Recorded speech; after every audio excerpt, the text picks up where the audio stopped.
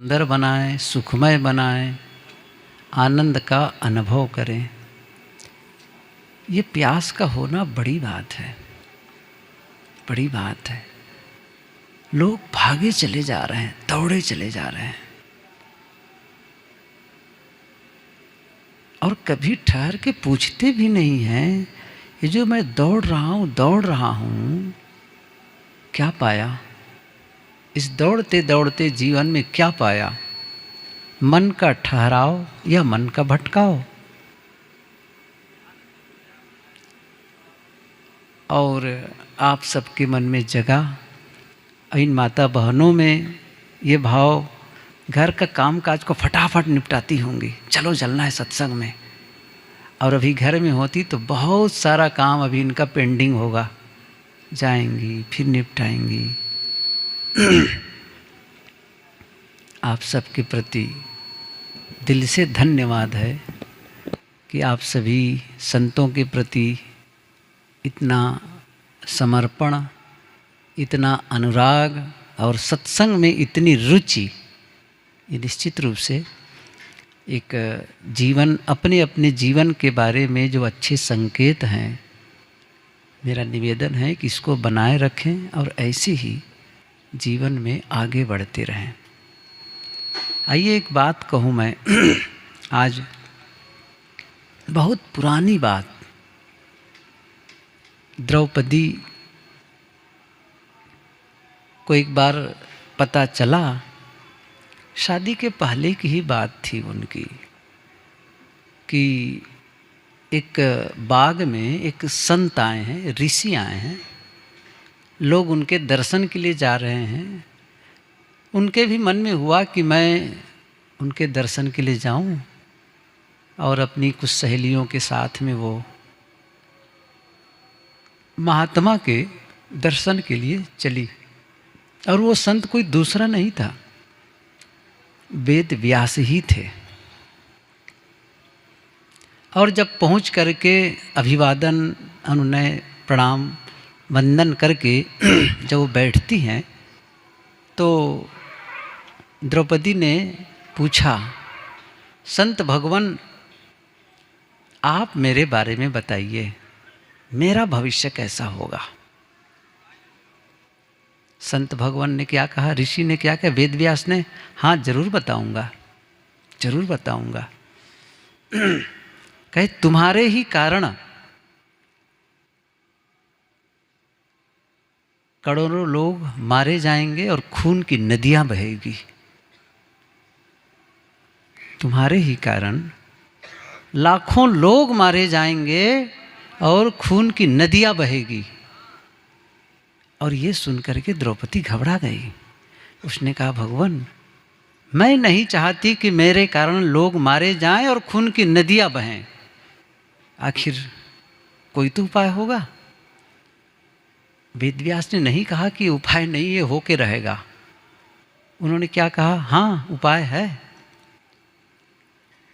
ये 3 बात कर लो तो तुम्हारे कारण लोग मरेंगे नहीं और खून की नदियां नहीं बहेंगी। 3 बातें उसने कही। वो 3 बातें हम लोगों के लिए बड़े काम की है। उन्होंने कहा, पहली बात है कि किसी का अपमान मत करना, किसी का अपमान मत करना। और दूसरी बात है, जब कोई दूसरा अपमान कर दे, तुम्हारा कोई दूसरा अपमान कर दे, तो बदला मत लेना, बदला मत लेना। नहीं, दूसरा कोई अपमान कर दे, क्षमा करें, तो क्रोध मत करना। फिर से रिपीट करता हूं, पहली बात उन्होंने क्या कहा कि किसी का अपमान मत करना। दूसरा कोई तुम्हारा अपमान कर दे तो क्रोध मत करना। और कहीं किसी ने अपमान किया और क्रोध कर ही बैठे, तो तीसरी बात है, बदला मत लेना। ये 3 बातें कर सको तो तुम्हारे कारण लोग मरेंगे नहीं और खून की नदी नहीं बहेगी। ये जो 3 बातें हैं ना, और हम सभी जानते हैं, इतिहास गवाह है आगे क्या हुआ, वो सारी घटनाएं घटी। ये बातें मैं इसलिए बता रहा हूँ कि यदि हम इन बातों को जीवन में ले आएं, 3 बातें, किसी का अपमान न करें, कोई अपमान करे तो क्रोध न करें, और क्रोध आ भी जाए तो बदला न लें। ये तो एक शिक्षा ही है। लेकिन एक और बात के लिए मैं कहना चाहता हूँ कि यह बात द्रौपदी को तो पता था ना कि यदि मैं किसी का अपमान किया तो फिर क्या होने वाला है, और जिसने भी अपमान किया तो मैं कहीं क्रोध किया तो क्या होने वाला है, और बदला लिया तो क्या होने वाला है। और ये सब करती हैं, वो अपमान भी करती हैं, क्रोध भी करती हैं, बदला भी करती हैं। मैं ये कहना चाहता हूँ, आदमी को जब ये पता होता है कि गलत है फिर भी क्यों करता है,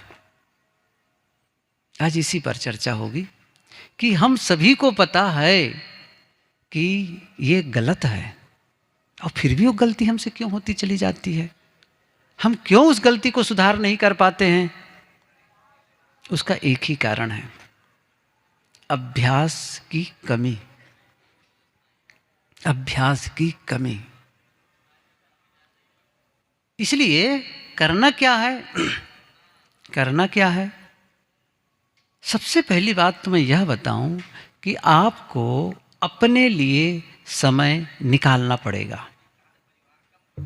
आप व्यवसाय के लिए समय निकालते हैं, परिवार के लिए समय निकालते हैं, कहीं घूमने फिरने के लिए समय निकालते हैं। और इसके लिए मैं इस बात को मैं इस ढंग से भी कहा करता हूँ, और पहले भी कहा कि आप सभी जीवन में विभिन्न प्रकार की योजनाएं बनाते हैं,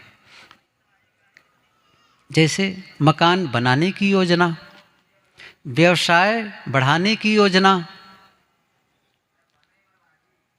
और बाल बच्चों की शादी करने की योजना बनाते हैं, कहीं पर टूर में जाने की योजना बनाते हैं। एक योजना और बनाइए, क्या, सुख शांति से जीवन जीने की योजना। कभी बैठ जाइए, मैं सुख शांति से जीवन कैसे जीऊं, उसके लिए मुझे क्या करना है, मुझे किनसे जुड़ना है, किनसे अलग होना है, मेरे खान पान में क्या बदलाव करना है, मेरे कार्य व्यवहार में क्या बदलाव करना है, शब्दों में क्या बदलाव करना है, कौन सी एक्टिविटीज में मैं चेंज कर दूं जिससे मैं सुख शांति से जी सकूं, सुख और शांति का अनुभव कर सकूं, आपस में प्रेम का अनुभव कर सकूं। ये जब आप निर्णय लेते ना, एक ही निर्णय की देरी रहती है जीवन में, बस एक निर्णय की, और वही भर नहीं ले पाते जीवन में। आप ले लीजिए इस निर्णय को, मुझे ये करना है। और जब लेते हैं ना, तो आपके एक चीज़ बताता हूँ मैं, जब आप कोई अंदर से संकल्प लेते हैं, कोई निर्णय लेते हैं, तो अंदर से फिर कुछ घटना शुरू हो जाता है, कुछ एक्शन शुरू हो जाता है, कि हर चीज शुरू होती है आपके विचारों से और संकल्प से। और संकल्प के अभाव में ही हमारा जीवन थमा रह जाता है, बदलता नहीं है। और हम जैसे हैं वैसे ही रहेंगे तो आगे नहीं बढ़ पाएंगे। जब आप सीढ़ी पर रहने दीजिए, उसका प्रभाव है थोड़ा सा। सीढ़ी पर चढ़ते हैं तो क्या करते हैं, वहाँ पर पैर है, उस सीढ़ी को छोड़ देते हैं तब ऊपर जाते हैं, छोड़ देते हैं तब ऊपर जाते हैं। तो आप पीछे को छोड़ते जाइए, आगे बढ़िए। मतलब जो अभी हमारी कुछ आदतें हैं, को ढंग है, उसको छोड़ दें, और एक अच्छी चीज़ को, ऊंचा उठना है तो फिर अच्छी चीज़ को अपनाते चले जाएं, अच्छी चीज़ को, वो फिर बदलता चला जाएगा जीवन। तो जब संकल्प लेते हैं तो क्या होता है, वहीं से शुरुआत, मैंने कहा वो शुरुआत होती है। जैसे आपको लगा कि मुझे सत्संग में जाना है, ये तय कर लिए बिल्कुल। जैसे ही सत्संग में जाना है तो फिर अब क्या होने लगे, अंदर कुछ होने लग गया। क्या होने लग गया, मुझे सत्संग में जाना है, मुझे सत्संग में जाना है। तो कौन सा काम पहले जल्दी जल्दी कर दूं? अच्छा, किस काम को बचा करके रखूं, बाद में कर लेंगे, किसको किसको किसी काम को सौंप दूं, ये सब सिस्टम अंदर से आने लग गया। कहाँ वो भाई बता रहे थे, कल लखनऊ गए थे साहब, और लखनऊ से हम कभी भी ऐसा नहीं हुआ है कि हम इतना समय लौटें। इस समय तो हम जाते थे और लौटते थे रात में, लेकिन क्या सोच लिए थे, नहीं मुझे सत्संग में जाना है, सत्संग में जाना है। अच्छा, वो तो एक उदाहरण दिया, वैसे सबका अपना मन होगा तो क्या होगा, भीतर भीतर प्रोग्रामिंग शुरू हो गई। जो मैंने निर्णय लिया है उसे सच कैसे करें। यदि कोई ऐसा आदमी है कि जो कहे कि अब बहुत हो गए सदाचार और नैतिकता का जीवन, कुछ फायदा होता है? देख रहे हो लोग बढ़ ही नहीं पा रहा हूँ, जैसे वैसे जी रहा हूँ, अब नहीं चलेगा। और उसने क्या निर्णय ले लिया, अब मुझे चोरी और बेईमानी करनी है। मैं एक चीज बताऊं, संकल्प लेने के पहले जो आप थे, संकल्प लेने के बाद आप अलग इंसान बन जाते हैं। संकल्प लेने के बाद में आप अलग इंसान बन जाते हैं, वहीं से शुरू हो जाती है। और ये बात मैंने पहले भी कही है, मैंने एक पुस्तक पढ़ी, आपकी ज़िंदगी सिर्फ 1 मिनट में बदल सकती है। विली जाली लेखक हैं, अमेरिकन लेखक हैं। आपकी ज़िंदगी सिर्फ 1 मिनट में, वो 1 मिनट का मतलब है जिस क्षण आप निर्णय लेते हैं, तय करते हैं बस अब ये नहीं। जैसे आप लखनऊ की ओर जा रहे थे, अचानक बस मुझे नहीं जाना है, मुझे गोंडा जाना है। कितना समय लगा, आप जैसे बदल गए ना, दिशा ही बदल गई। और जैसे दिशा बदली कि दशा ही बदल गई। बहुत दिनों से आदमी सदाचार और नैतिकता का जीवन जीता रहा, और मैंने कहा ना अभी, सोचा छोड़ो इन बातों को, कोई फायदा है, बस अब मुझे ऐसा करना है। तो पहले क्या था, निर्णय लेने के पहले, और जैसे निर्णय लिया एक अलग आदमी हो गया। लेकिन एक दूसरा आदमी यही कुल गलत काम करते जीवन बीता, लेकिन एक दिन मन में आया, बस क्या पाया मैं, शराब पी करके, बदमाशी करके, बेईमानी करके क्या पाया, केवल अशांति अशांति।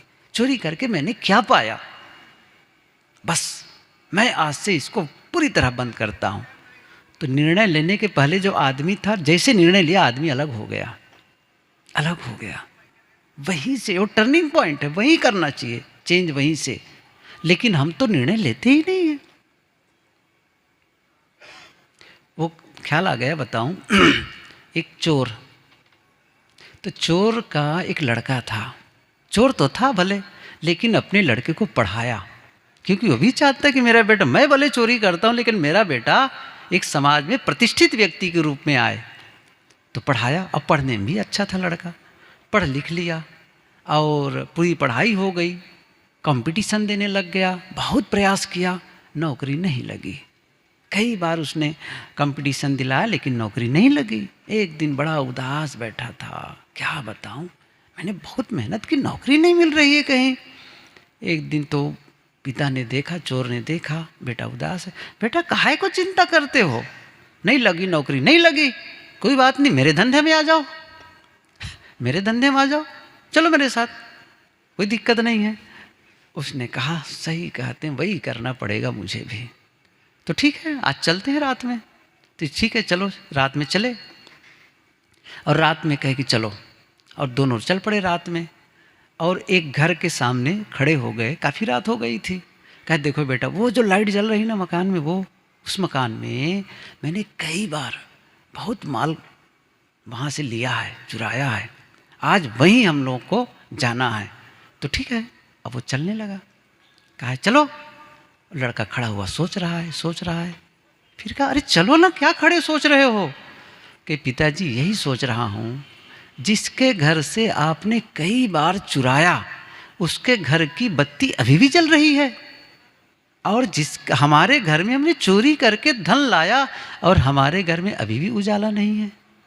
नहीं, मैं ऐसा नहीं करूँगा, मैं वह काम नहीं करूँगा कि मैं अंधियारे वाला जीवन जीऊँ, मैं भी रोशनी वाला जीवन जीना चाहता हूँ, मुझे चोरी करनी ही नहीं है। बदला कि नहीं आदमी? आदमी ही बदलता है।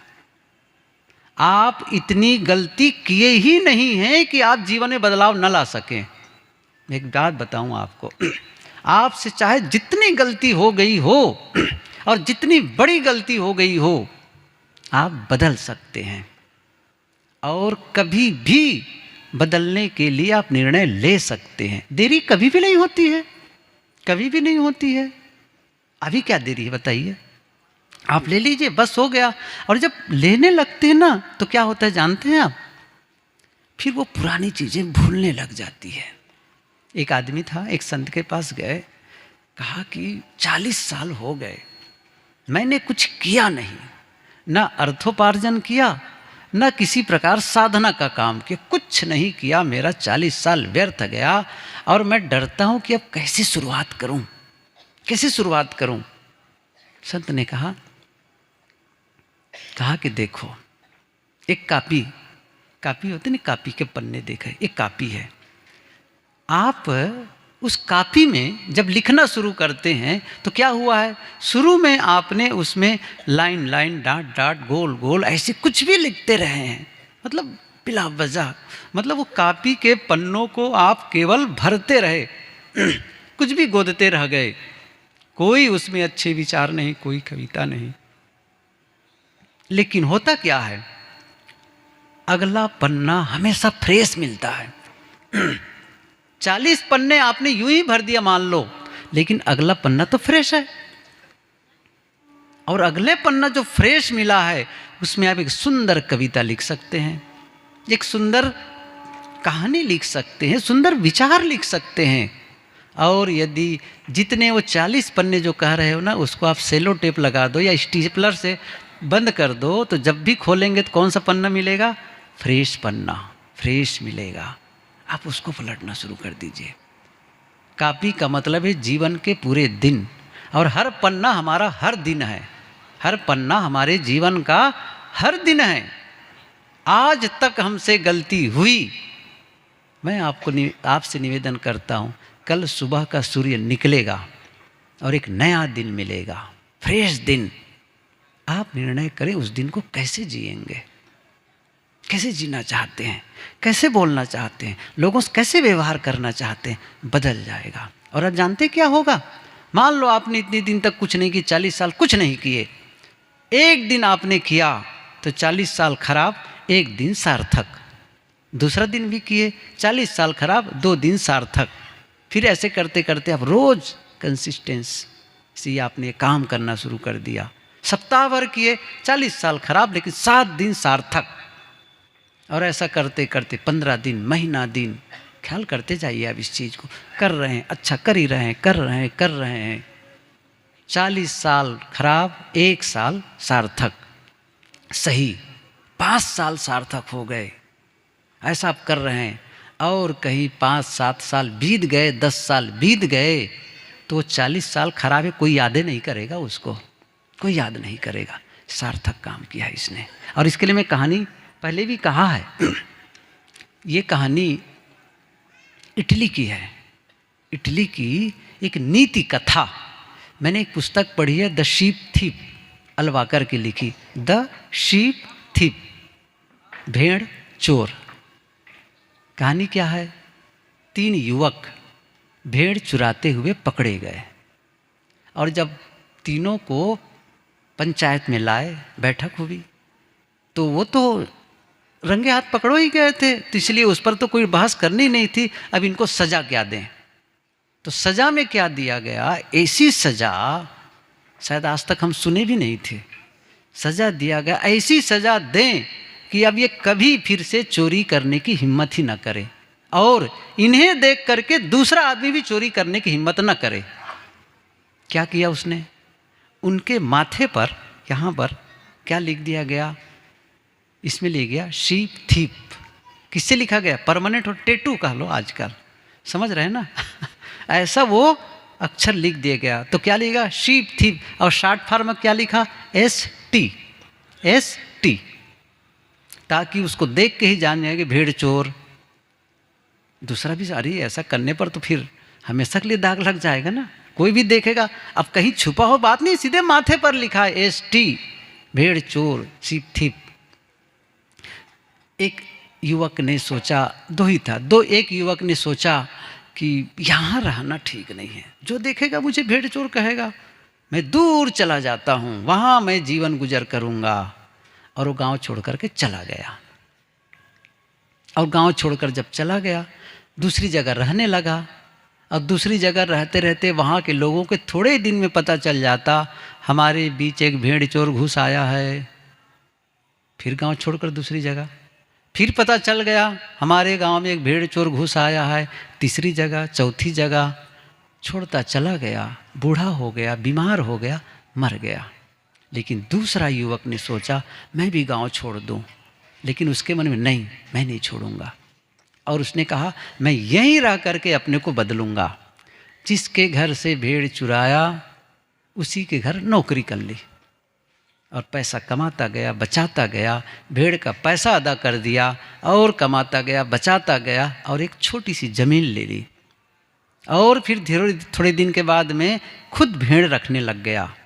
और ऐसा करते करते उसने नौकरी छोड़ दी, भेड़ों की संख्या बढ़ने लग गई, खुद कर्मचारी रखने लग गए, और भेड़ों की संख्या बढ़ती चली गई। अब क्या हुआ, उसके जो बाल होते थे ऊन उसको काटते थे, बेचते थे, और जो पैसा आता था वो गांव के विकास में लगाता था। सड़क अच्छी बनवाना, कोई धर्मशाला में सहयोग करना, मंदिर को ठीक ठाक करा देना, कहीं प्याऊ बना देना, कहीं कुछ कर देना, ये बस किसी गरीब को कुछ कर देना, सहयोग कर देना, ये उसका धंधा हो गया, काम ही हो गया। और भेड़ों की संख्या बढ़ती चली गई, इतनी बढ़ने लगी कि जब भेड़ पहाड़ी पर जब चरने जाते तो ऐसा लगता जैसे कोई बर्फ का कोई पर्वत हो, एकदम सफ़ेद सफ़ेद। अंत में उसने भेड़ों के बालों को बेचना बंद कर दिया और एक छोटा सा प्रोजेक्ट शुरू कर दिया। वहीं उनके बनने लग गए, उनके बालों के कपड़े बनने लग गए, और आमदनी होने लगी। वो गांव का नक्शा ही बदल दिए। न जाने कितने लोगों का सहयोग कर दिया वो उसने, गरीबों का। वो भी बूढ़ा हो गया। एक दिन फुटपाथ पर चल रहा था, उधर से एक अजनबी आया, उसके माथे पर देखा ST, और जब क्रॉस हो गया, आगे बढ़ा तो उसने पूछा, ए भैया सुनो। वो एक आदमी था, झाड़ू लगा रहा था अपनी दुकान के सामने, वो भी बुजुर्ग था, झाड़ू लगा रहा था, कि भैया ये सुनो, वो आदमी जो जा रहा है ना, उसके माथे पर ST क्या लिखा है? उसने कहा, खड़ा हुआ देखा, वो कौन है ST? अच्छा हाँ, उनका क्लास फेलो था, जो झाड़ू दुकानदार जो झाड़ू लगा रहा था क्लास फेलो था, साथ पढ़े थे।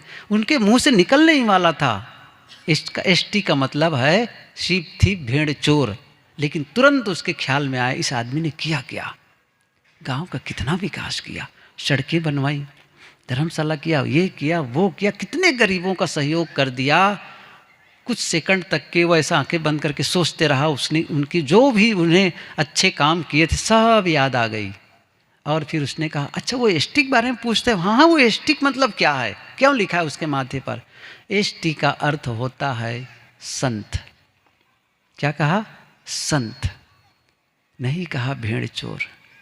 एक भेड़ चोर भी अपने जीवन में बदलाव कर सकता है। हम क्यों नपुंसक बने हुए हैं? हम क्यों नहीं बदल सकते हैं?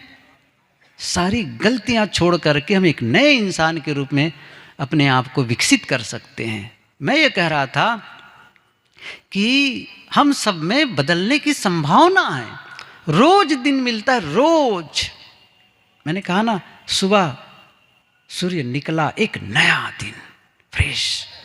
और रोज की बात भूल जाइए, हर समय, हर क्षण तुम्हें समय है, निज स्थिति करन को, प्रातः शाम वो दोपहर, सद्गुण हिये भरन को। हर क्षण तो समय है। आप सोचते हैं कि नहीं, जब शुभ मुहूर्त क्यों निकालेंगे? आपको बदलना क्या है? और मैंने कहा था, कल भी कहा था, आपको बदलने के लिए घर थोड़ी बदलना है, कपड़े थोड़ी बदलना है, बोलने का ढंग बदल देना है, सोचने का ढंग बदल देना है, और देखो करने का ढंग बदल देना है। और जैसे बदले बस जीवन ही बदलने लग गया।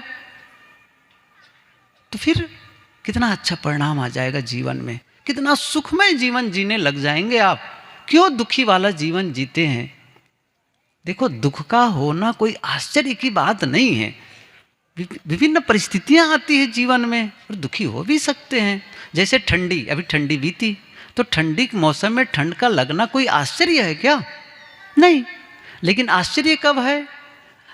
आप जहाँ हैं उसके बाजू में कंबल, ब्लैंकेट और गर्म कपड़े रखे हैं और आप ठिठुर रहे, मुझे ठंडी लग रही, मैं ठंडी में सिकुड़ रहा हूँ। अरे भले मानुस, ओढ़ क्यों नहीं लेते हो? है ना, ओढ़ क्यों नहीं लेते हो? साहब ने कहा ना, जाड़न मरे सफ़ेदी सौरी, खसम ने चीने गरणी में बोड़ी, ओढ़ लेते। ऐसे ही है, मैं दुखी हूँ, मैं समस्या। आखिर उसके दुख से दूर जाने का रास्ता भी तो है, दुख से पार होने का रास्ता भी तो है आपके पास में, उसका उपयोग कहीं नहीं कर लेते हैं। बस आप बदल दीजिए उस चीज को। आपको लगेगा कहना तो बहुत सरल है यही लोग कहते हैं, महाराज आप गृहस्थ होते तो पता चलता क्या बताऊं मैं, सच क्या है बताऊं, आप मनुष्य हैं ना। आपको लगता है ना कि विरक्त लोग बड़े इस झंझट से मुक्त है, तो मेरा निवेदन है 10-15 दिन आप ट्राई करके देख लीजिए पता चल जाएगा आपको समस्या कहाँ नहीं है। समस्या रहित कोई जीवन होता है? बताइए, भगवान राम के जीवन में समस्या थी कि नहीं थी? कृष्ण के जीवन में, बुद्ध के जीवन में, महावीर के जीवन में, आप नाम ले लीजिए, ईसा और मोहम्मद के जीवन में देख लीजिए, गांधी के जीवन, कबीर के जीवन, किसका जीवन को आप बताइए, आप बताइए। अच्छा, आप अभी जो हमारे देश में जो पीएम और सीएम है उनको पूछ लो, कुछ समस्या है महाराज आपके जीवन में? कहे भैया कांटों का ताज है ये सही है कि नहीं है? आपका तो एक छोटा सा मकान है, घर है, उसकी समस्या सुलझे और उसको पूरे देश में हर विभाग की उनकी चिंता लगी हुई है, और कहीं से वो ठोकर मारा, वो सोका मारा, और दूसरे विरोधी पार्टी नहीं, खुद के पार्टी लोग उनको धक्का देने में लगे हुए हैं। समस्या से कम है?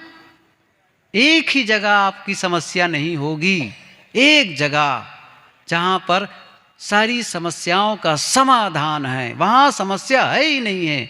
कितने लोग जाना चाहेंगे? कितने लोग जाना चाहेंगे? हाथ उठाओ जरा से, बस। और वो है शमशान घाट बस वो है शमशान घाट वहाँ के लोग निश्चिंत होकर के सो रहे हैं शमशान घाट में कुछ लोग गए और बात कर रहे थे, 2 जने जा कर के बात कर रहे थे और कहते हैं, देखो मुर्दों को देख कर कह रहे हैं, कब्र को देख करके कितना निश्चिंत होकर के सो रहे हैं, कितना निश्चिंत होकर के ये लोग विश्राम कर रहे हैं। उसी में एक मुर्दा खड़ा हो गया, कहा था, क्यों नहीं विश्राम करेंगे निश्चिंत होकर के, जान दे करके जगह हमने पाई है कितने लोग लेने वाले हैं बताइए? समस्या का होना कोई गलत है? आप बताइए मुझे। समस्या का मतलब है, जैसे जीवन है ना, जीवन है लहरों का नाम, तरंग होते हैं लहर, और तरंगों का होना, लहरों का होना कोई गलत नहीं है।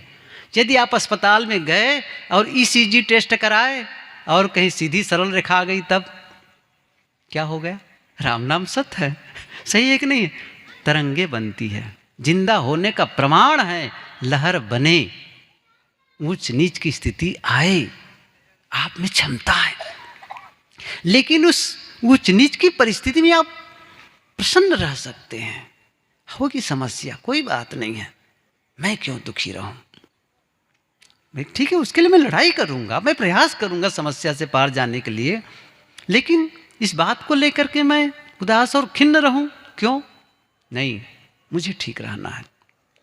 बात यहाँ पर मैं दूसरी विषय ही उठाया था, लेकिन बातें दूसरी कुछ हो गई।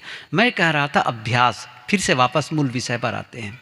अभ्यास, हमारे अंदर बुराइयां हैं, उन बुराइयों को हम जानते हैं कि ये बुराई मेरे में है और इसको मैं छोड़ना भी चाहता हूं, लेकिन मुझे पता नहीं चलता है कि मैं कैसे इसे छोड़ूं, कैसे इससे पार जाऊं। और वो कैसे होगा मैं बताता हूं इसके बारे में, कि जो आप चाहते हैं उसका आप अभ्यास करिए। जो आप चाहते हैं, क्या चाहते हैं आप बता लीजिए, उसका आप अभ्यास करिए, उस पर काम करिए। और मैंने कहा ना, इसीलिए कहा था अकेले में अपने लिए समय निकालिए, अकेला अकेला हो जाइए, समय निकालिए। और उस समय क्या करना है, गुरुदेव जी कहा करते थे, जो समय निकालते हैं ना, थोड़ा समय, जितना समय निकाल सके निकालो 1 घंटा, आधा घंटा। गुरुदेव जी का सूत्र तो आप लोग सुने होंगे, 40 साल वाले 1 घंटा, 50 साल वाले 2 घंटा, नहीं 30 साल वाले को 1 घंटा कहते थे, और 40 वाले को 2 घंटा, 50 वाले को 3 घंटा, और 60 वाले को 4 घंटे। उस क्योंकि रिटायरमेंट हो गए ना अब तो, 60 के बाद में 4 घंटे अधिक से अधिक समय निकाल सको अपने लिए, जिसमें आप स्वाध्याय और साधना कर सको। तो कुछ देर बैठ करके आप स्वाध्याय करो, ध्यान करो, और उसके बाद में चिंतन। चिंतन ये क्या है? वही है जिसको मैंने तराशना कहा है, जिसको मैं कहता हूँ कि हथौड़ी लेकर के, चीनी हथौड़ी ले करके अपने जीवन को निर्मित करना, जीवन को बिल्ड करना, बनाना।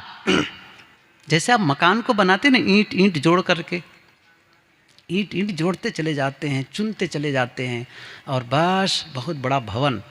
हमें भी जीवन को निर्मित करना है, बनाना है। कैसे बनाना है?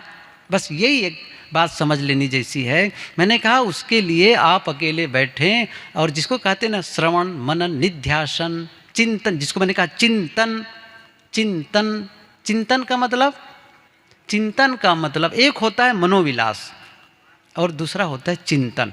मनोविलास का मतलब है जब आप अकेले में होते हैं तो मन में विचार चलते हैं। तो विचार कैसे चलते हैं? ये राग रंग, संसार का ऐश्वर्य, भोग, प्राणी पदार्थों को देख कर के मन आकर्षित और ललचा रहा है, ये मिल जाए, वो हो जाए, वो हो जाए, ऐसा है, वैसा है। मतलब भोगों के प्रति आप आकर्षित हो रहे हैं और उसी के बारे में लगातार सोच रहे हैं, विषय चिंतन चल रहा है। ये मनोविलास है। और चिंतन है वास्तविकता के बारे में सोचना, जो सच है उसके बारे में सोचना। सच क्या है? सच क्या है? आपका शरीर। शरीर क्या हो रहा है? बदल रहा है।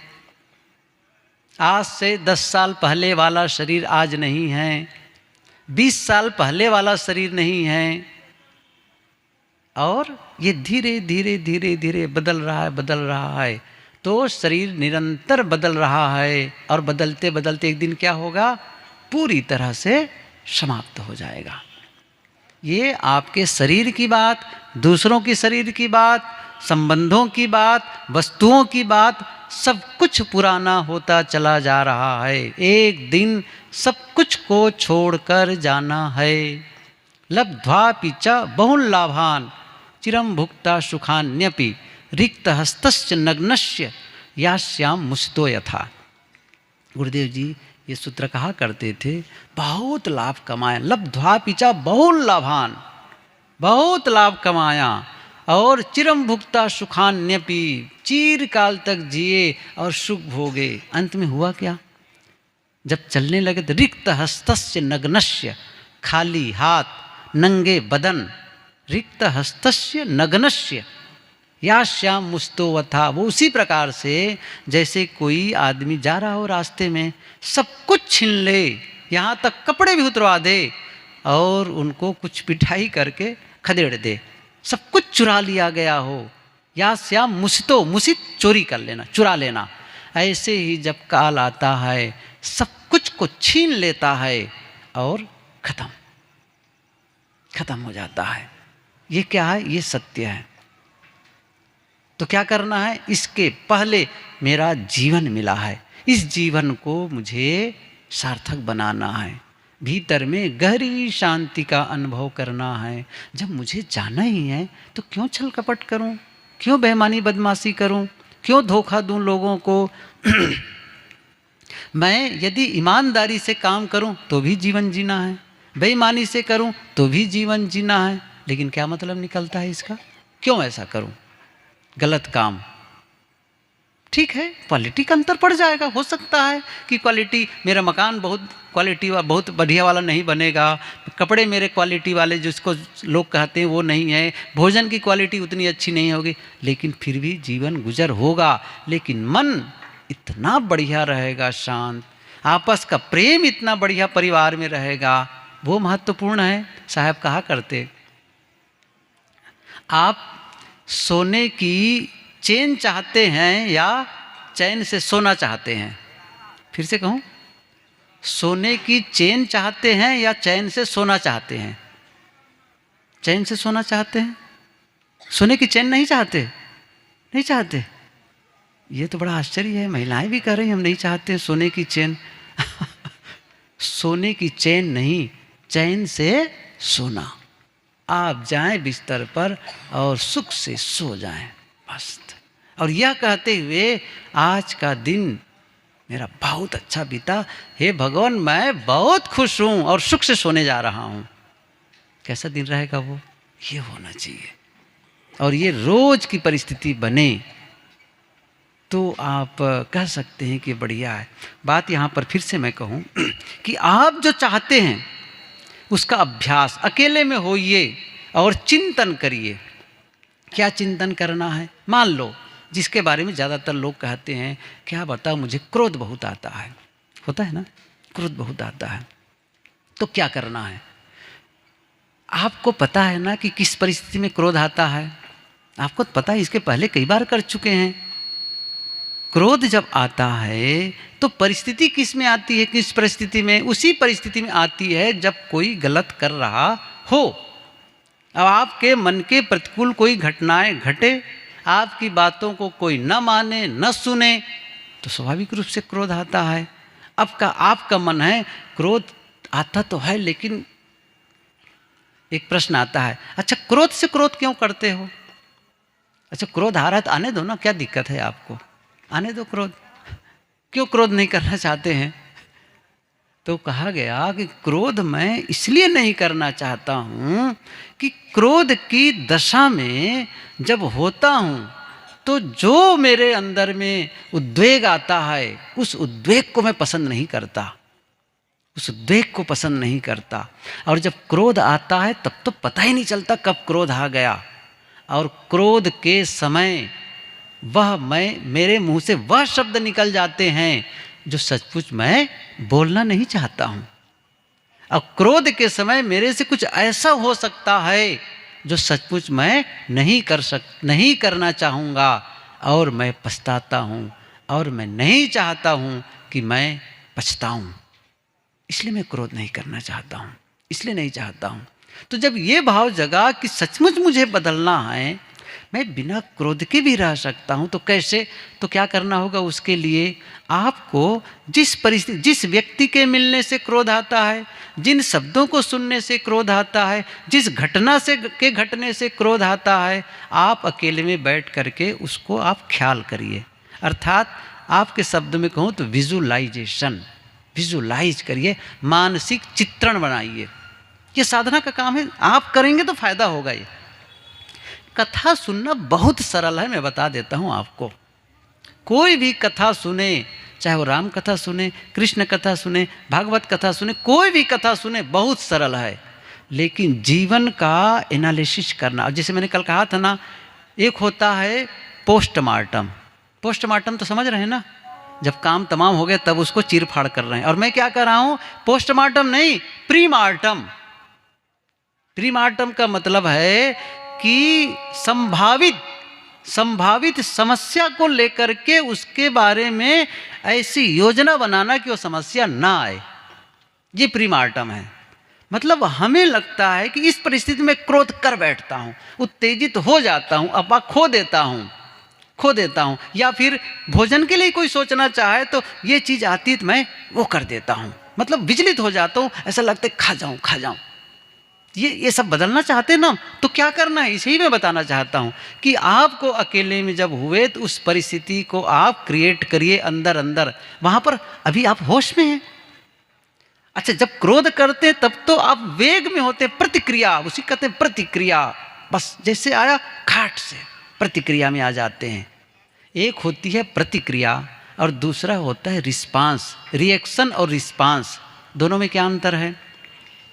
प्रतिक्रिया बिना सोचे समझे देते हैं, बस आया और खाट से जवाब दे दिए।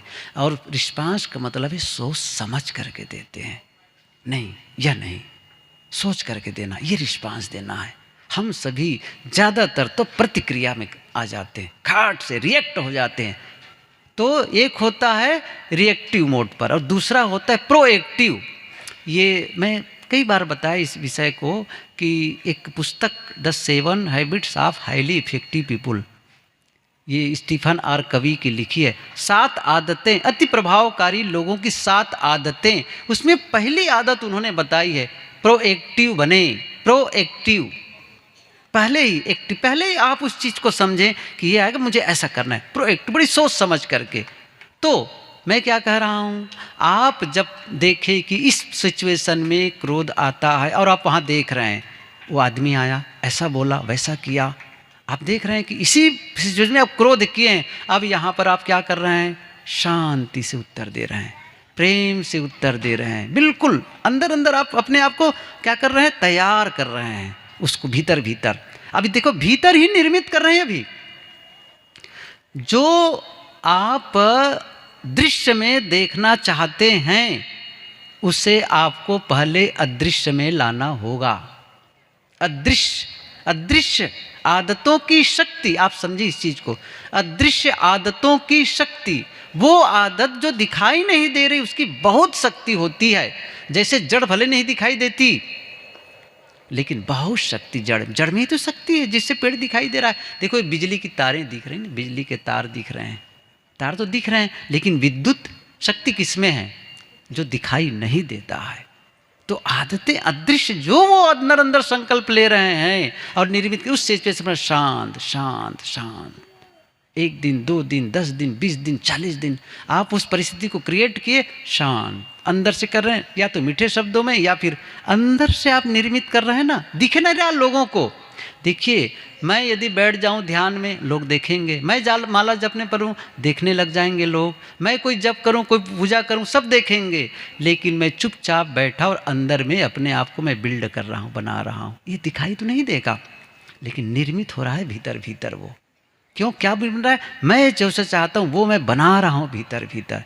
या आप अच्छा पिता बनना चाहते हैं, एक उदाहरण बताऊँ, अच्छा पिता ही बनना चाहते हैं तो आपको क्या करना होगा, आपको देखें, फिर वही बैठ गए अकेले में, बैठ करके आप देख रहे हैं कि बाल बच्चे, बहुत सारे बच्चे मेरे पास खेल रहे हैं, मैं उन बच्चों के साथ खेल रहा हूँ और बच्चों के शब्द ऐसे निकलते हैं, वो ऐसी गलतियाँ कर रहे हैं, कुछ भी नटखट कर रहे हैं, और वही जब गलतियाँ बच्चे करते तो आप उद्वेगी चिल्लाने लगते हैं और कई बार तो फिर कुछ और कर देते हैं। लेकिन उस परिस्थिति को देख रहे हैं बच्चे ऐसे, उसके बावजूद बच्चों के साथ बहुत प्रेम से बोल रहे हैं, उनके प्रश्नों का बड़े मीठे शब्दों में उत्तर दे रहे हैं, अंदर अंदर दे रहे हैं ना, अभी वो सिचुएशन नहीं है पहले से, लेकिन आप कर रहे हैं और करते करते आपको कई दिन बीत गए और सचमुच जब परिस्थिति आएगी तब क्या करेंगे, क्योंकि आपने अंदर में अभ्यास किया है। एक खिलाड़ी जब कंपटीशन होता है उसके पहले वो कितनी तैयारी करता है, कितना अभ्यास करता है, ख्याल है आपको, देखें कभी 15 सेकंड के प्रदर्शन के लिए वह 15 साल मेहनत करता है, तब जाकर के कोई मेडल पाता है, कोई रिवार्ड मिल पाता है। एक संगीत, एक गायक, आप पूछो उन लोगों से जो संगीतकार होते हैं कितना अभ्यास करते हैं, पूछ लो उनसे, अच्छा रोज कितने घंटे करते हो, आप हैरान हो जाओगे। 4 घंटा 8 घंटा 8 घंटा तक मेहनत करते हैं, तब जाकर के वो मंच पर जाकर परफॉर्मेंस दे पाते हैं, तब ताली बजती है, यूं ही नहीं बज जाती है, अभ्यास से होता है सब काम। ये चाहे वो गायक हो, चाहे वो तबला कोई भी वादक हो, देख लीजिए आप उन लोगों को, चाहे वो कोई भी कलाकार हो, चाहे कोई भी खिलाड़ी देख लो, खिलाड़ी को, चित्रकार को देखो।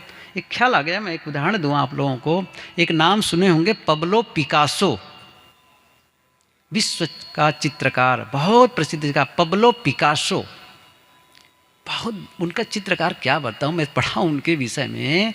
एक बार एक ही चित्र उनके पास था, 2 ग्राहक आ गए एक साथ, 20 से काट दिया और दोनों को बेच दिए, और दोनों चित्र बराबर लग रहे थे, कमाल के थे ना वो चित्रकार जिनके लाखों रुपये में, डॉलर में उनकी चित्र बिका करते थे।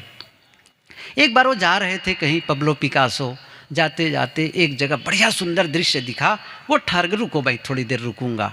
कलाकार लोगों को तो यही चाहिए ना, चाहे वो कवि हो चाहे चित्रकार हो, ऐसे दृश्यों में अटक जाते हैं। इतने में एक महिला उधर आ गई, उस महिला ने कहा आप पिकासो हैं? हाँ मैं पिकासो हूँ। ओफ, जानते हो आपका मैं कितना बड़ा फैन हूँ। आप पिकासो हैं? उफ, बहुत अच्छी बात, इतना अच्छा लगा आपसे मिल करके। और कुछ देर बातें हुई तो उन्होंने कहा कि पिकासो, एक निवेदन है, आप मिलना हुआ है, अब आपकी ओर से मुझे कुछ तो चाहिए गिफ्ट के रूप में, कुछ ऐसे चाहिए जो मैं बता सकूँ कि मुझे पिकासो से मिलना हुआ है, ये बहुत बड़ी उपलब्धि होगी मेरे जीवन में। उसने कहा कि आपको धन्यवाद जो मेरे लिए इतनी प्रशंसा कर रहे हो, लेकिन मेरे पास तो कुछ नहीं है, मैं क्या करूं? नहीं, मुझे कुछ तो दीजिए। बाद में एक स्टोर था बाजू में, गया, एक कागज़ और एक स्केच पेन लाया और उसी में कागज़ में 30 सेकंड के लिए स्केच किया। वो कितना किया याद रखना, 30 सेकंड के लिए स्केच बनाया और देते हुए कहा, इसको ले जाओ, इसकी कीमत $1 मिलियन। $1 मिलियन, इतनी कीमत। अच्छा उतना ना मानो तो मान लो आप 10 लाख रुपये उन्होंने कहा, समझ रहे ना, 1 लाख भी कहा हो 30 सेकंड में बना करके, इसकी कीमत 1 लाख रुपया। उसने कहा 1 लाख रुपया 30 सेकंड में, ठीक है, बात हो गई। अब तो कम से कम उनका चित्र बनाया तो मुझे मिला। वो चले गए। अब उस महिला के मन में संदेह, वो जांचने चली गई जहाँ पर चित्र को इस प्रकार से जो स्केच जो चित्रकारी होती थी उसका कीमत लगाई जाती थी। गए वहाँ पता करने के लिए, ये चित्र देखिए, और सचमुच उसकी कीमत जो पिकासो ने कहा था वही कीमत। उसने कहा बस, वापस ले आई और खोजने सर्च करी कि पिकासो है कहाँ। किसी एक ऑडिटोरियम हॉल में उनका कोई प्रोग्राम था, सर्च करके पहुंच गई वो कार्यक्रम में। और जब उनका स्पीच पूरी तरह ख़त्म हो गया, अंत में जाकर खड़ी होती कहते कि पिकासो, पिकासो मुझे पहचाना? उसने कहा हाँ हाँ पहचान गया, वहाँ मिली थी ना। हाँ, कहे पिकासो आपने जो सचमुच जो स्केच बना के चित्र बना के दिया ना, सचमुच उसकी कीमत $1 मिलियन है। अरे हाँ हाँ मुझे पता है, मैं ही तो बना के दिया, तभी तो मैं कहा था इतनी कीमत उसकी है। कहा पिकासो एक निवेदन है, मुझे भी सिखा दो ना। और न 10 लाख मिलेगा तो 1000 तो मिलेगा, 10,000 रुपये 30 सेकंड में, कि इतना पैसा मिले, मुझे भी सिखा दो। तो उन्होंने जो बात कही है, 30 सेकंड में स्केच बनाने के पहले मैंने 30 साल मेहनत की है। आप अपने जीवन को सुंदर बनाने में कितनी मेहनत कर रहे हैं, जरा देखो तो सही। और फिर शिकायत हम लोग करते मेरे जीवन में सुख नहीं है, शांति नहीं है। कब निर्मित किया है हमने? अभ्यास। और ये पंक्ति सुने हैं, करत करत करत करत अभ्यास से जड़मति होत सुजान। आगे तो पता ही है ना, रसरी आवत जात ते सिल पर परत निशान। अभ्यास। एक कहानी कहूँ,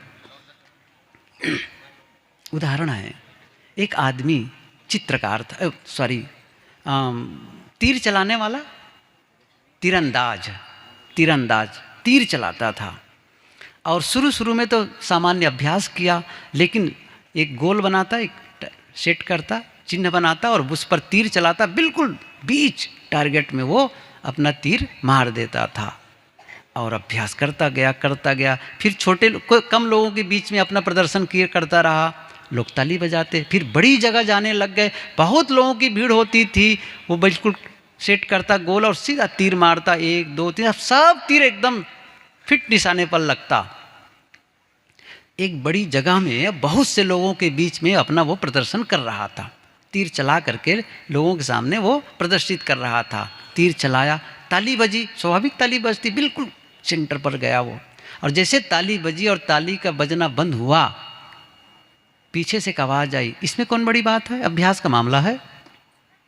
सुनता था, कैसी बात कर रहा है, इसमें तो कोई भी तो नहीं कर पा रहा है, मैं ही तो अकेले आदमी हूँ जो मैं कर पा रहा हूँ, और इसमें कर रहा है, इसमें कौन बड़ी बात है।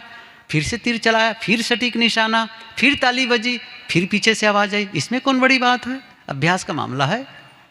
3-4 बार, हर बार वो कहता था, इसमें कौन बड़ी बात है, अभ्यास का मामला है। जब पूरी तरह प्रदर्शन खत्म हुआ उसका, तीर चलाना काम खत्म हुआ, वापस देखा, पीछे आया, देखा तुम ही हो जो बोल रहे थे बार बार, इसमें कौन बड़ी बात है। हाँ मैं ही बोल रहा था। अच्छा आप चला के दिखाओ। नहीं मैं तो नहीं चला सकता। फिर क्यों बोल रहे थे, मैं सही तो कह रहा हूँ। अरे ऐसे बोलने वाले बहुत होते हैं।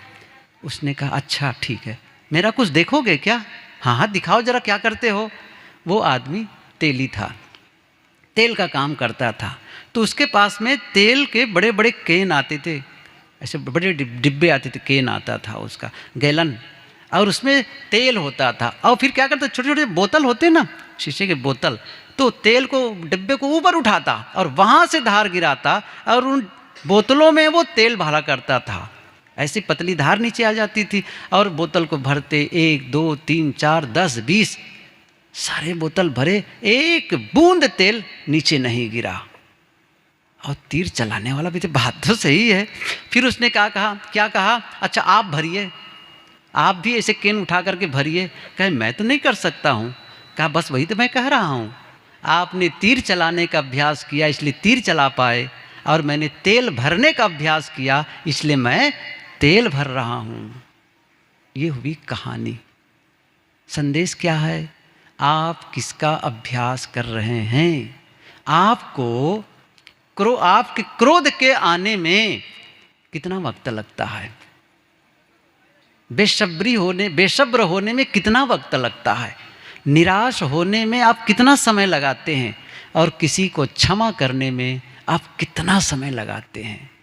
मतलब यह है, जितना जल्दी आप किसी काम को कर पाते हैं वही आप अभ्यास कर रहे हैं, और जिसे आप देर में नहीं कर पाते उसका आप अभ्यास कर ही नहीं रहे हैं, नहीं कर पा रहे हैं। क्या आप धैर्य का अभ्यास कर रहे हैं? सहनशीलता का अभ्यास कर रहे हैं? अक्रोध का अभ्यास कर रहे हैं? मौन का अभ्यास कर रहे हैं? कभी आपने कहते शांति शांति, कभी आप शांत होकर के बैठे हैं कि बस कभी मन को कहा है कि मेरा मन शांत, मुझे कुछ नहीं चाहिए, मुझे शांत रहना है? कभी अभ्यास किया है? अभ्यास किया ही नहीं गया। किसका अभ्यास करते हैं हम? तो कोई भी घटना घटी उद्वेगित, क्रोध करने का अभ्यास ज़्यादा है, झुंझलाने का अभ्यास है, मुंह फुलाने का भी है। कभी यही पूछता हूँ मैं, आप सुबह से शाम तक के ज़्यादा समय मुंह फुला के रहते हैं कि मुस्कुरा के रहते हैं? जरा बताओ। मुंह फुला करके। क्यों? आदत है, वो अभ्यास कर बैठे हैं आप। किसी बात को किसी में थोड़ी थोड़ी बातों में झुंझलाना, थोड़ी थोड़ी उत्तेजित, किसी की बात सुन ले, उसने मुझे वैसा कहा, उफ, इतनी असहनशीलता। कहेंगे ना, कहने दो, क्या उसमें लगता है आपको? कोई बात नहीं है, कहने दो, मुझे सहना है। किसी ने गाली दी, बस खाट से गाली। आपको पहले ही आप अकेले में अपने आप को तैयार कर लीजिए। क्या? कोई गाली दे तो मुझे गाली का उत्तर गाली नहीं देना है। क्यों? गाली देने वाला आदमी ना समझ है, उनके पास बुद्धि इतनी है, लेकिन मैं तो समझदार हूँ। क्या मैं भी उसी के स्तर पर आ जाऊं? क्या मैं अपने लेवल को इतना गिरा दूं कि मैं भी, मेरे मुंह से गाली निकले? मेरे पास एक शब्दकोश है हिंदी का, ज्ञान मंडल लिमिटेड वाराणसी से प्रकाशित है। 1,45,000 शब्द हैं उसमें, 1,45,000 से भी ज़्यादा। उसमें से गाली 1-2 शब्द हैं। सारे शब्दों को छोड़ करके आपने गाली का चुनाव किया। सोच रहे हैं उसकी स्तर कितना कम होगा उसको? और क्या मैं भी उसी स्तर पर आ जाऊं कि मेरे मुंह से भी गाली निकले? आप अपने स्तर को इतना नीचे मत गिराइए, क्योंकि आप कुछ अलग हैं। अपना लेवल मेंटेन करिए, अपना एक स्टेटस है। क्या मैं गाली दूं? नहीं। कब होगा? आप अकेले में अभ्यास किए रहेंगे। कबीर साहब ने कहा भी है, आवत गारी एक है, उल्टत हो या अनेक, कहाँ ही कबीर ना उलटिए वही एक किए। गाली आती है तो एक ही तो आती है, उलट दिए बस अनेक, फिर वहाँ से, फिर यहाँ से, फिर वहाँ से, फिर वहाँ। कहाँ रुकोगे? आँख के बदले आँख, पूरी दुनिया अंधी हो जाएगी। ठहर जाओ, रुक जाओ। मेरा स्तर नहीं है कि मैं आँख के बदले आँख लूँ, वो गलत कर सकता है, मैं नहीं। कबीर साहब की ये पंक्ति है, वो तो वैसा ही हुआ तू मति होहु अयान, वो निर्गुणिया तय गुणवंता मत एक ही में शान। वो तो वैसे ही हुआ, तू मति हो, तू अज्ञानी मत बन। वो निर्गुणिया, वो तो निर्गुणी है, तय गुणवंता। कबीर साहब की पंक्ति सुनो तो जरा ऐसा लगता है जैसे आज लिखी जा रही है। फिर से दोहरा रहा हूँ, वो निर्गुणिया तय गुणवंता, वो तो वैसा ही, वो तो वैसे ही हो गया। वो तो नासमझ है, अकल ही नहीं है, कभी सत्संग गया ही नहीं, कभी संतों से संपर्क में आया ही नहीं है। वो तो वैसा ही हुआ तू मति होहु अयान, तू अज्ञानी मत बन। वो निर्गुणिया तय गुणवंता मत एक ही में शान, तू उसी के समान मत बन जा, शान मत उसमें अलग। अपना लेवल मेंटेन करो। आपका लेवल, आपको लोग सम्मानित मानते हैं। आप एक अच्छे घर से आते हैं, एक अच्छे परिवार से आपका संबंध है, आपके मुंह से गाली निकले मुझे कहना मैं गाली निकालूं? देखो कब होगा। आप कभी ऐसा अभ्यास करना हो तो कोई आदमी गाली दे रहा हो, उसके बावजूद आप शांत या मीठे शब्दों में अभ्यास। किसका अभ्यास? गाली न देने का, मीठा बोलने का, शांत रहने का। मीठा कटु शब्द बोलने आदत होती कुछ लोगों की, ऐसा लगता है जैसे मुंह से कोई जहर ही निकाल रहे हो, पसंद नहीं आता है। अब कभी कभी ऐसा भी लगता है नहीं, ऐसा नहीं बोलना चाहिए था। कोई बात नहीं, अब सोच लो इस चीज़ को, एक निर्णय लो, मुझे ऐसे शब्दों का प्रयोग करना ही नहीं है। बार बार मन में उसको रिपीट करो, दोहराओ, तो क्या होगा? आप बनते चले जाएंगे भीतर में। अभ्यास नहीं करेंगे तो खट एक पंक्ति आती है, आप लोग कहते हैं, हम सभी कहते हैं, जैसे को तैसा कहते हैं ना, टिट फॉर टैट, मतलब जैसे को तैसा। आज से इस पंक्ति को बदल दो, क्या कहना है? जैसे को वैसा। क्या कहना है? जैसे को वैसा। वैसा का मतलब है जैसा मैं अपने लिए सोचा हूं वैसा। इस परिस्थिति में मैं ऐसा करूंगा, ऐसा मैंने सोचा है, तो क्या करें? जैसे उसने वैसा किया, लेकिन मैं वैसा करूंगा जैसा मैंने अपने लिए निर्णय लिया है। गाली कुत्तर गाली नहीं देने का निर्णय मैंने लिया है, तो मैं क्या करूंगा? जैसे को वैसा ही काम करूंगा ना। कोई ठगे, नुकसान करे, लेकिन मैं ऐसा नहीं करूंगा, जैसे को वैसा। आप देखिए जीवन, देखो गाली कुत्तर गाली देना बड़ा सरल है, लेकिन जीवन उससे नहीं बनेगा। जीवन बनेगा मीठे शब्दों में उत्तर देने से। आपकी क्वालिटी उसी से बढ़ेगी आपकी। इसलिए आप ये ध्यान रख दीजिए इस चीज़ को, मुझे ये क्या करना है? गाली कुत्तर के जैसे को वैसा, मुझे ऐसा उत्तर नहीं देना है। कहा जाता है रविंद्रनाथ टैगोर, अब वो तो बहुत बड़े पुरुष थे, तो निश्चित रूप से ऐसे लोगों की आलोचना भी बहुत होती है। कहते हैं ना, जिस पेड़ में अधिक फल लगे होते हैं वहीं पर पत्थर ज़्यादा मारे जाते हैं। जिस पेड़ में जितने ज़्यादा फल लगते हैं पत्थर वहीं ज़्यादा मारे जाते हैं, और जिसमें देखते हैं कि इसमें कुछ है तो आलोचना उसी को होती है। अच्छा, सामान्य निरूप आलोचना कर दी तो कौन सुनने वाला है? अरे कोई बड़ी बात थोड़ी है। राम ने रावण को मारा ना, तब समझ लीजिए बहुत बड़ी बात हो गई है। सही है कि नहीं? और छोटे खरदूषण वगैरह मार दी, कोई पता चला था उसको? रावण जैसे जिससे कांपते थे लोग, उसको उन्होंने मारा। और उसने भी सोचा राम से लड़ाई हुई, जीवन भर बेचारा सब लोग याद करते हैं रावण की। किससे लड़ गया? राम से लड़ गया। मैं ये कहना चाहता हूं कि बड़े लोगों की बड़ी आलोचना होती है, बड़े लोगों की बहुत आलोचना होती है। जितनी मात्रा में प्रशंसा उतनी मात्रा में आलोचना। तो रविंद्रनाथ टैगोर की भी आलोचना होती थी। उनके साथी लोग कहा करते थे, एक बार बहुत हो गया, बस गले से ऊपर आ गए, कुछ तो जवाब देना पड़ेगा आपको। उसने कहा, तो क्या मैं जवाब देने के लिए उनके स्तर में आ जाऊं? क्या मैं अपने स्तर को वहां तक ले जाऊं? तभी तो मैं जवाब दे पाऊंगा, नहीं कैसे दे सकता हूं? नहीं, मुझे नहीं करना है। गुरुदेव